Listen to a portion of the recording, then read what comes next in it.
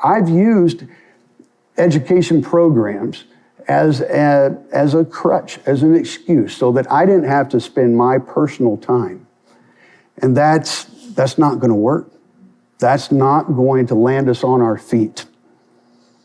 You know, when it comes to the future of hunting, the sooner that we recognize that our own attitude towards mentoring somebody is what I believe is our greatest adversity.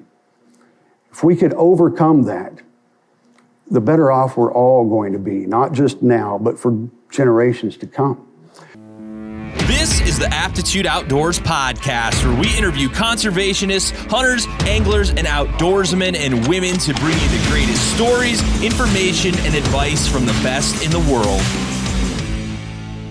I'm a huge fanatic for handmade, high-quality leather and canvas products. In my opinion, they last longer, hold up better to the abuses of travel, and honestly, they just look really cool. That's why I use Badger Claw Outfitters. They've been making handcrafted products for hunting, camping, and travel since 2011, and that's right up my alley. Best part is they're made right here in the USA and are guaranteed for life. They've got everything from gun leather, belts, custom knife sheaths, wallets, duffel bags, leather and canvas pouches, everyday carry items, and more. Badger Claw Outfitters, made in the USA, built for the wild. This episode was recorded live at the 2023 Hunt Fish Podcast Summit, where podcasters and guests from across the country come together to talk about their passions for hunting, fishing, and conservation. This year's summit is brought to you by Waypoint TV, Ron Hoover Marine of Galveston, Spot Stalker Guide Service, the Wild Sheep Foundation, Galveston Fishing Company, Captain Experiences, and Badger Claw Outfitters. All right, well, thank you. I just want to tell you what a pleasure it's been to get to know everybody. We come from all different kinds of backgrounds, and I've really appreciated the time you've given me and allowed me to get to know each of you. I'm a storyteller, literally by trade. That's what I get paid to do, is tell stories. So I'm going to do one on the house tonight. I'm not even going to charge you. Okay? And I hope that there will be some kind of application for you in the end too. So this is about a very special friend of mine. And he was born in 1917. When I was 16, he was already 68. Now, I know what you're probably thinking, but I wasn't related to this man at all. Every time we were together, though, it just felt even more like family, just like we were buddies. Very special man. He would pick me up on Saturday mornings and take me out of town to his hunting lease in his white Chevy S10 Blazer, okay? He would then, about a mile out of town, open the console lid, and there'd be 3 or 4 cans of Dr. Pepper and a couple Snickers bars in there on ice. And to this day, he's the only guy I've ever known that actually used that removable tray in the console to ice something down. I thought it was awesome. In the beginnings, like I said, he would take me to his hunting lease, and he would throw clay pigeons for me to shoot with my H&R single shot 12 gauge. And 40 years later, I'm still using that gun to turkey hunt with. It's the tightest choked gun I've ever owned. And it's just a fixed full choke. I love that gun. After a while then, he started taking me, or we'd spend time beyond just shooting clays, and we would explore his property and look at his tree stands and build, elaborate ground brush blinds and just really get to know his woods. And I just thought it was awesome. After a few years of doing this, he and some of his friends, one of which was my very own dad, would then, they converted a chicken coop. I know that sounds kind of nasty, but they converted a chicken coop into a first-rate deer hunting lodge. Nothing like this, but it was still awesome. It had a full bunk room, it had a kitchen, it had a bathroom, and even a working shower in the chicken house. So After a few years after that was built, I actually learned to play dominoes sitting around the kitchen table in what we then called the chicken shack. And I would go with him on these excursions and just soak it up like a sponge. I hung on every word that he would tell me. One spring, and this is quite a while ago, I was a teenager, and one spring on the drive out, he handed me this little clear plastic little container that snapped closed, and I opened it up, and it looked like it was like a piece of duct tape that had been folded in half and then cut like a little semicircle or something. I had no idea. He said it was the newest thing, and on the drive out that day, I learned how to use a turkey diaphragm mouth call. Complete with a lot of gagging, of course, at first, but it was awesome. I was 19 years old in 1988 when I shot my very first deer. I'd been hunting for a few years before then, but deer were kind of hard to come by back then. And so I hadn't really had much of a chance to harvest one. So my best friend from high school, Greg, was out there with me. Neither one of us knew a thing about how to field dress this deer. And I'm embarrassed to say, but we got a couple big long sticks and we're using them like giant chopsticks to kind of drag stuff out of the carcass. I would not recommend the chopstick method for cleaning a deer. We got that thing loaded up. I go to town, go to my folks' house, and it was Sunday night, so they were at Sunday evening church service. So I wrote a note on the kitchen table, and I said, I got a doe. We're headed to the check station, and I'll be back soon. So before I left, and this is a long time ago, I was a teenager, no cell phones.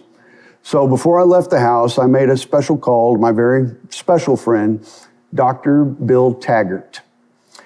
And so when I got back from the check station, there in the driveway was my mother, my dad, and Dr. Taggart. And I don't know who was more proud right there at that moment, and excited that I had finally got a deer. So I backed the truck up into the driveway, into the garage. The two men hang it off of one of the rafters, and they're going to more thoroughly clean it out, not using the chopstick method. And my dad goes, Todd, your note said that you shot a doe. And then he pointed at something and said, so what's this? In my excitement, I had never even looked at what kind of equipment the deer came with, if you know what I mean. And so for years, we would laugh about that, playing dominoes around the kitchen table about the supposedly doe that I shot. So Dr. Taggart was a very special person to me. He had his own family. In fact, he had a grandson that I went to high school with and graduated with, that I'm still good friends with. But yet he always found time for me. Now, my dad was a bird hunter, really a bird hunter. He shot one deer his whole life, but a bird hunter before starting a family. And so often is the case, when other pressing priorities come up, he put it aside. And that priority happened to be a special needs little boy that he had. And so my dad, I know that each one of you can relate to when the things of the wild just kind of stirs in your soul and you know that that's what you want to do. I begged my dad and he took me hunting. We went squirrel hunting. He took me on my first deer hunt, and he taught me all kinds of things like the gun safety primarily. That's what I'll never forget, gun safety. But it was Dr. Taggart that taught me things like what a deer eats, where a deer spends his daytime hours, how to set up and pick a stand and where to put a stand, and all the other skills that really honed me into the hunter that I am today. I started working at the wildlife department in Oklahoma in 1995. And I guarantee you that before I started working there, that I had never even heard of the term mentor in terms of, how it applied to hunting. But looking back at my growing up years, youth, all the way through high school and college, Dr. Taggart literally embodied the quintessential mentor. I know that now, and I didn't know it at the time. I just thought this is an older man that's befriended me and taken an interest in helping me broaden my horizons. He is very special to me. So with that story of Dr. Taggart, I want to kind of share something else with you. And it'll come full circle, hopefully, in the end. Adversity. I happen to know a few things about adversity. You know, if you haven't noticed, I look kind of funky. I walk kind of funky. When I was born, doctors told my parents immediately, he's probably not going to live through the night. And if he does, if by some miracle he survives and lives through the night, well, he'll never walk. He's going to be a constant burden on you, and you probably will just eventually need to institutionalize him.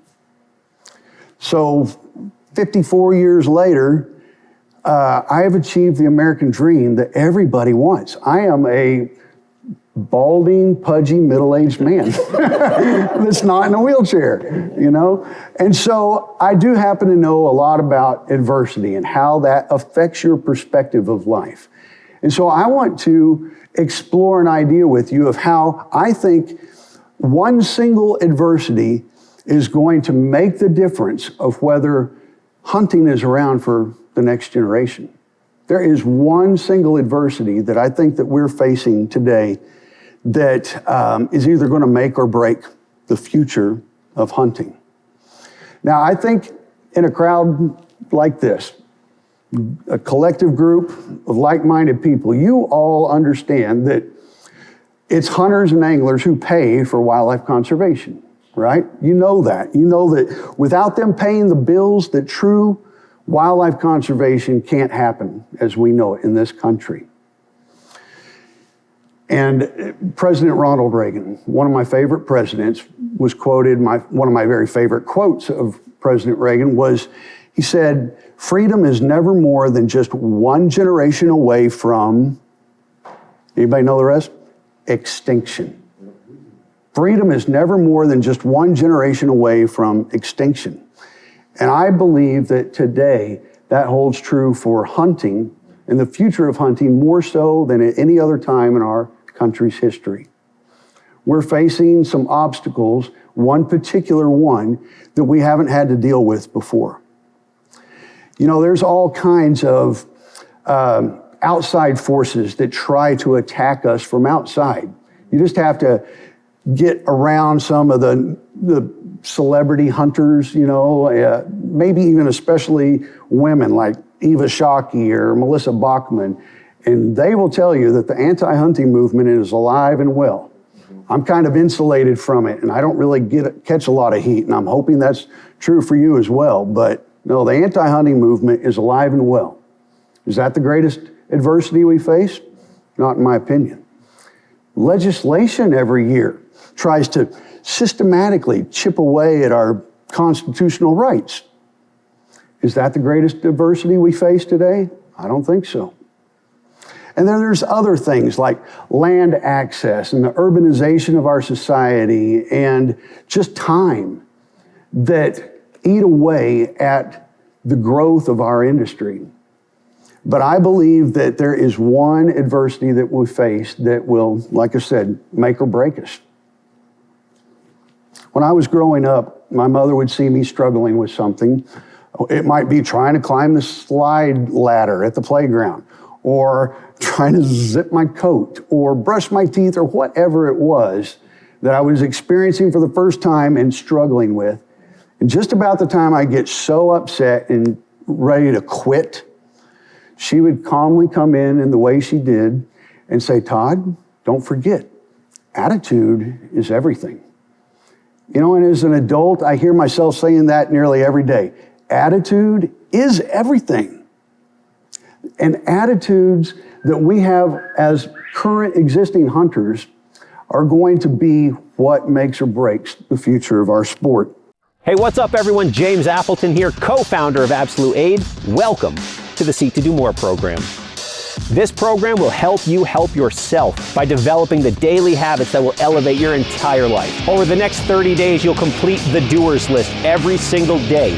And the doers list includes 1, do something physical. 2, follow and stick to your diet of choice.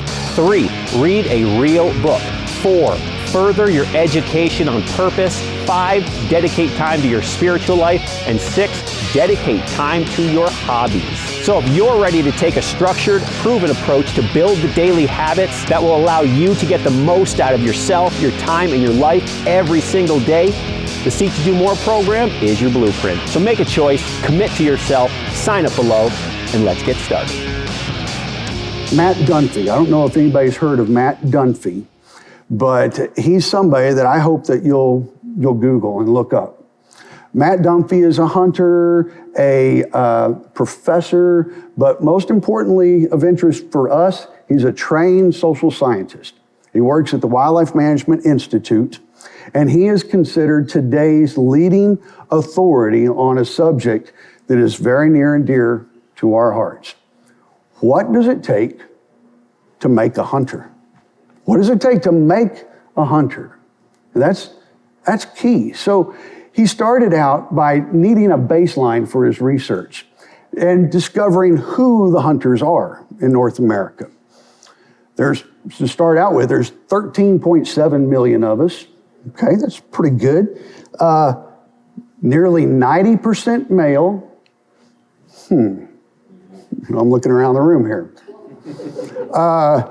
94% Caucasian.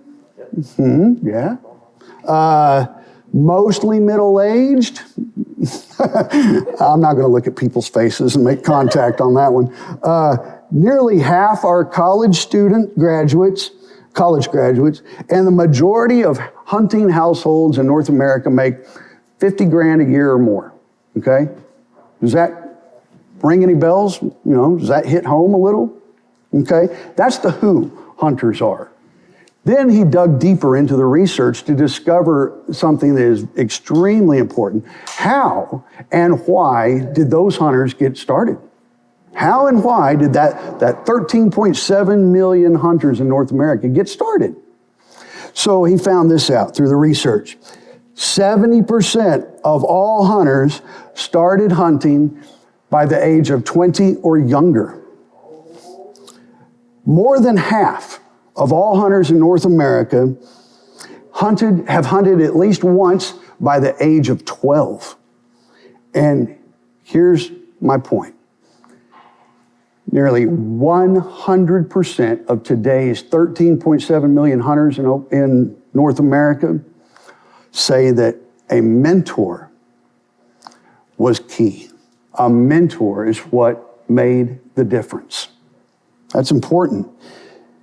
When we think about the importance of mentors, the truth is really staring us in the face. When it comes to this greatest adversity that we face, that I've been teasing you with here, what it comes down to is something that you've probably heard this phrase already. You may have said it, written an article with it in it, or said it in a podcast. It takes a hunter to make a hunter, right? We've thrown that terminology and that phrase around for a couple decades at least. It takes a hunter to make a hunter, or angler, or golfer, or whatever, it holds true for so many things. But it takes a hunter to make a hunter. And now we have social science proof that it does take a hunter to make a hunter. Now, I know most of you just barely, and I hope to change that. But I know enough, looking around this room, that there are some exceptions to that. Guy behind the camera, he's an exception. What do we call it in your podcast? AOH, adult onset hunter. Adult onset hunters. There are exceptions to the rules, and I am the first to admit that, okay? And first to recognize that. There are exceptions to this standard that it takes a hunter to make a hunter. Kat wouldn't be sitting here probably, if it weren't for a program, right? Paul wouldn't be here if it wasn't for his own initiative to make it happen and hunt down somebody to take him. Exceptions do happen. And I guarantee you that if I could speak for all wildlife agencies across the country, I think I could probably do this safely and say that we will continue to do what we do best. We manage the resource. We use regulations to manipulate conservation. And most definitely, we will continue to carry the torch for education and programs. Okay, I know many of you are directly connected with programs that educate new hunters, and I commend you for those efforts. I applaud that, and it's necessary because there are exceptions to the rules, right? And so that has to happen. But even so, I'm going to tell you that what it really boils down to is on an individual basis, individual level. Are you personally willing to mentor somebody?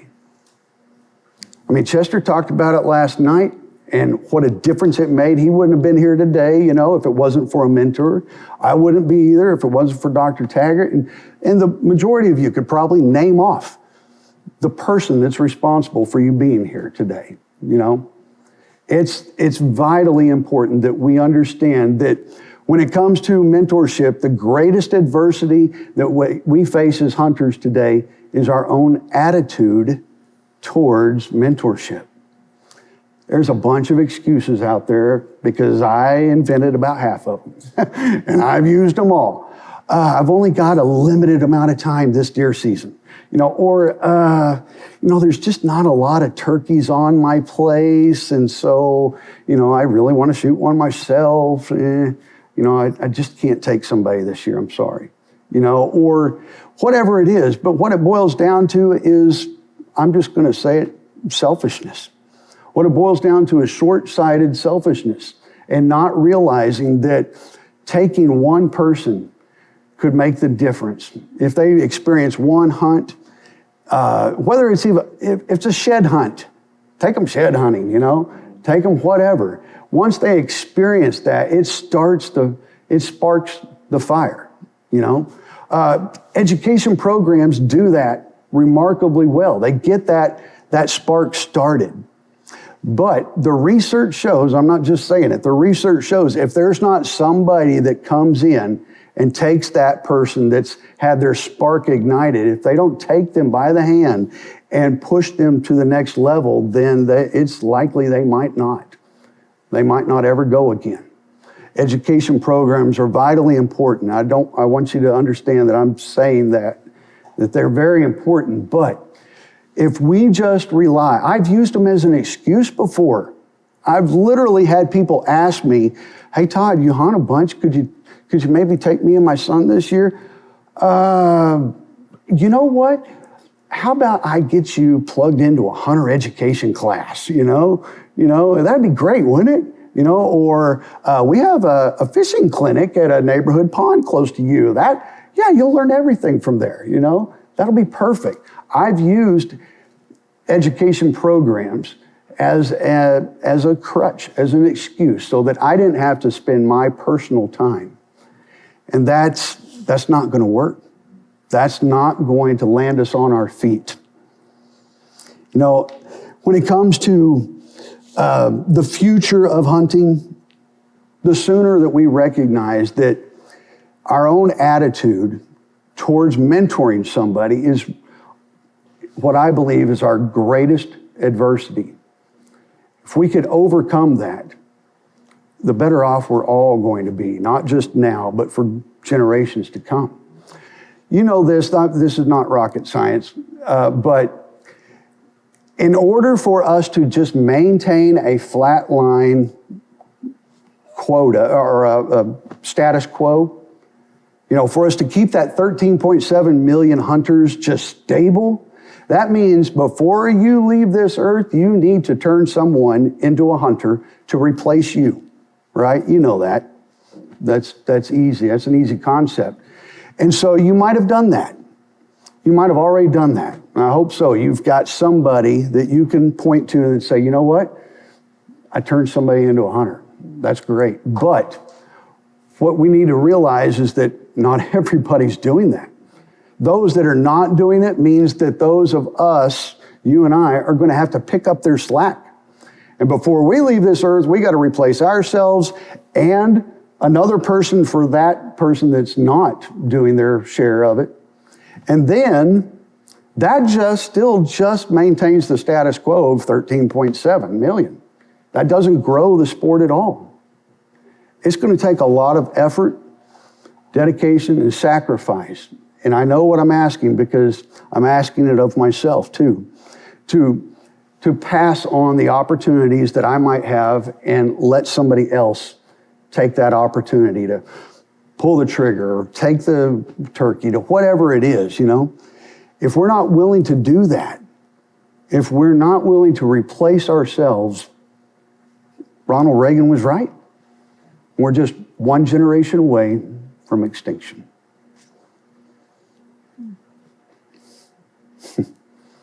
It's a very personal subject to me.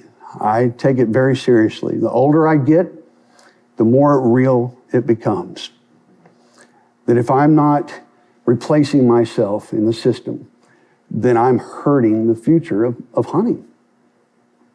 I don't want to be remembered as that. I want to be remembered that I was willing to sacrifice a little time. You need to pick somebody. I'm challenging you. Pick somebody in your mind right now. You already know them. You already know them. They're in your little circle of influence somehow. They're either their kids play on your kid's soccer team, or they're your neighbor down the church, or it's the man or woman that sits in the office down the hall from you. You know somebody already right now. I'm encouraging you, I'm begging you, for the future of our sport, invite them. Statistics show, and I won't go into much more, but Matt Dumpy's research also shows that those people that would want to go hunting, that would love to try it, you know what they're waiting for? An invitation. They're waiting to be asked. That's it. I mean, the research shows that, you know, the low-hanging fruit are kids under 20, right? But don't limit yourself to that. Don't make that an excuse and say, I don't have a kid available to me to hunt, you know? Don't use that as an excuse. Find somebody else. Find somebody you're compatible with, because we're talking about a long-term investment, not just lighting that spark, but tending that fire for possibly years. I don't mean to make anybody feel guilty. I want to just make it as real and as transparent as I can for you that we truly are on the cusp of being one generation away from extinction. Thanks.